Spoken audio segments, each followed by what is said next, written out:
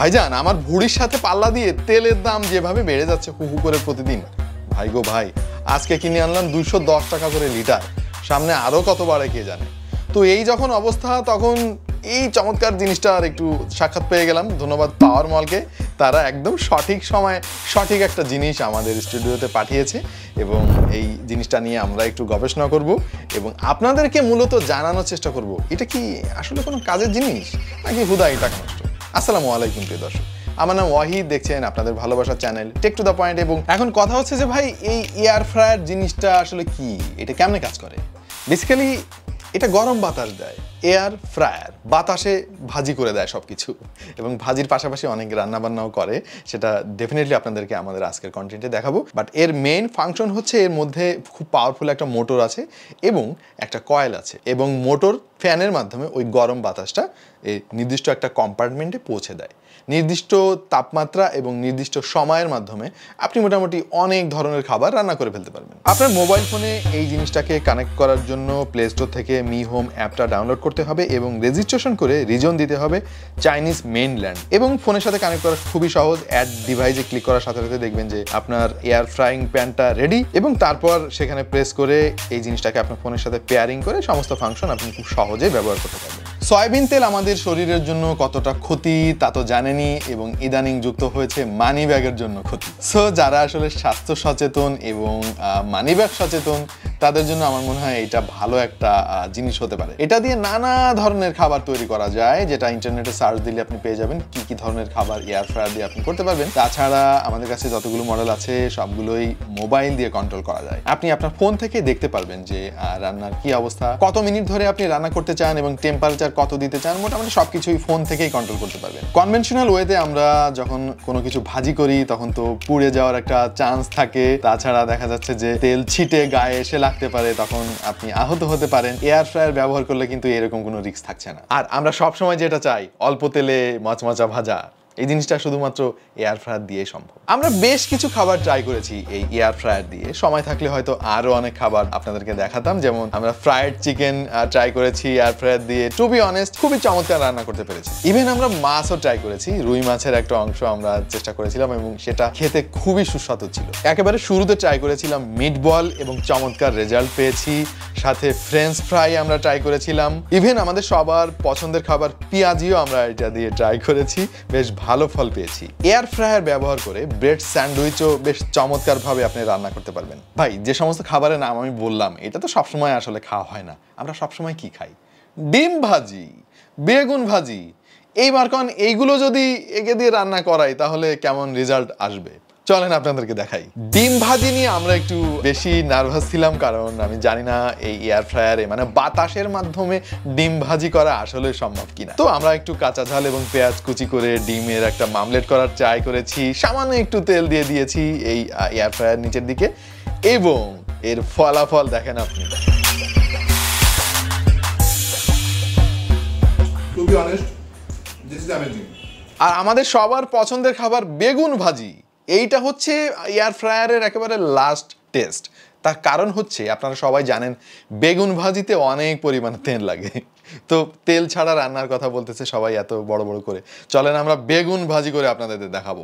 যদি বেগুন ভাজির টেস্টে এইটা উত্তীর্ণ হতে পারে তাহলে তো ভাই আর কিছু বলার নাই। এখন বেগুন ভাজির পরীক্ষা হয়ে যাবে এবং মাত্র 2 পিস বেগুন দিয়েছি, কি হয় কি না হয় ভাই গ্যারান্টি নাই, জানি না কি হবে, তাই মাত্র 2 পিস বেগুন দিয়ে আমি দেখবো যে রেজাল্ট কি হয়। আমাদের বেগুন ভাজি টেস্টিং শেষ, এবার দেখি কি অবস্থা হয়। ও একটু বেশি ভাজা হয়ে গেছে মনে হচ্ছে, যাই হোক আমি একটু এটাকে ঢেলে দেখি যে ঘটনাটা কি ঘটলো।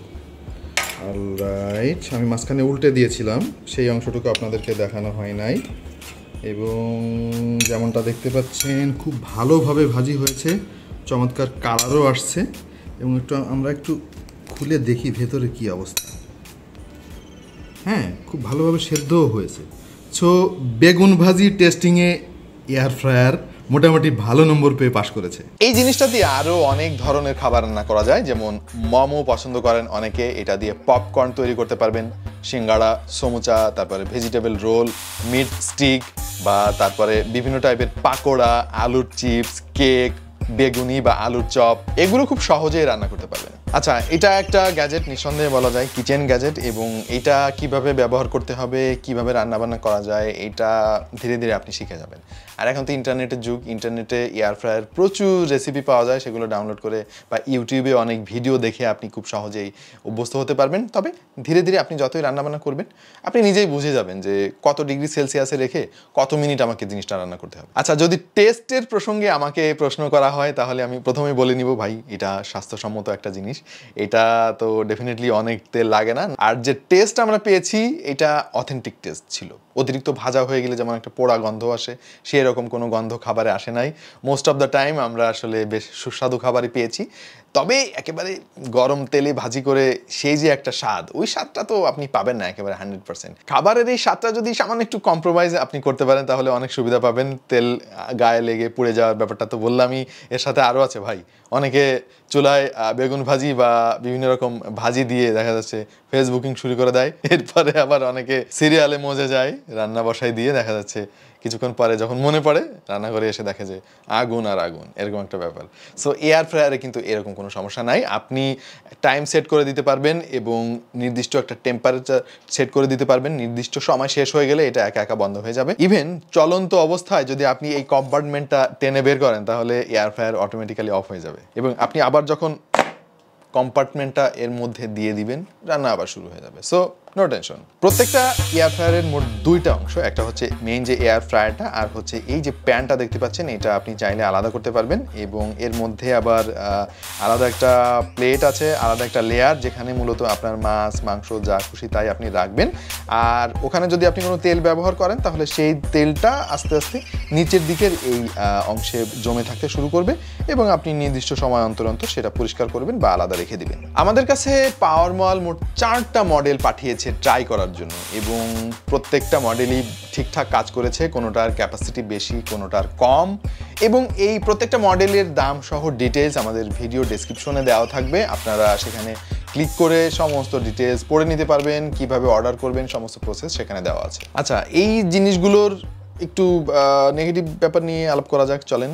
আপনাকে মনে রাখতে হবে এটা কিন্তু এয়ার ফ্রায়ার, এটা দিয়ে সমস্ত কিছু রান্না আপনি করতে পারবেন না। আপনি ভাত রান্না করতে পারবেন না, আপনি ডাল রান্না করতে পারবেন না, এরকম প্রচুর জিনিস আপনি করতে পারবেন না।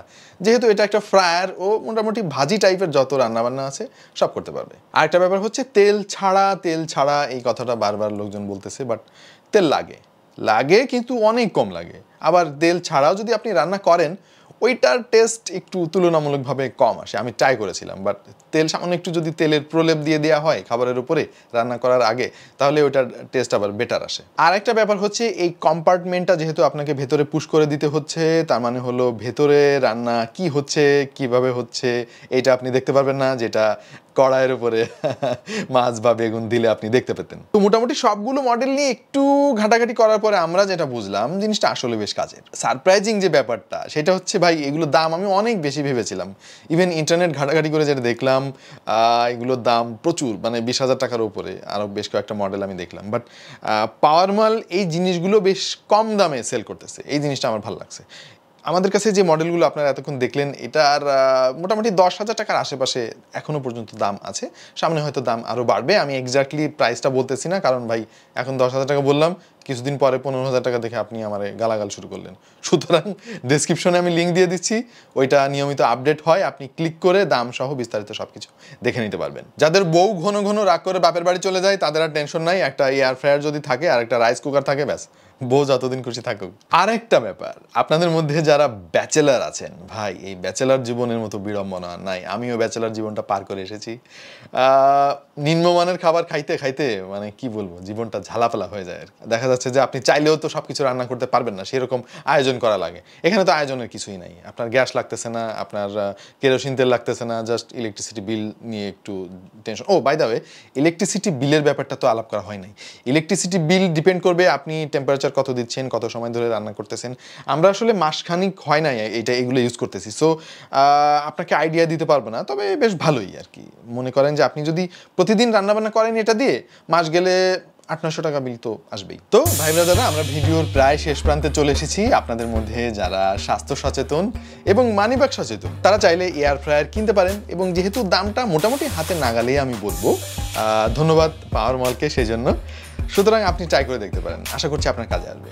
এবং আমাদের আজকের এই ভিডিওটা যদি আপনার ভালো লাগে ডেফিনেটলি এটা শেয়ার করে দিতে পারেন আপনাদের বন্ধু বান্ধব বা মা বোনেদেরকে যারা এয়ার ফ্রায়ার নিয়ে ইন্টারেস্টেড, তারা হয়তো অনেক কিছু জানতে পারবেন। দেখা হয়ে যেতে পারে অন্য কোনো ভিডিওতে ভিন্ন কোনো বিষয় নিয়ে। সেই পর্যন্ত সবাই ভালো থাকুন, সুস্থ থাকুন আর দেখতে থাকুন টেক টু দ্য পয়েন্ট।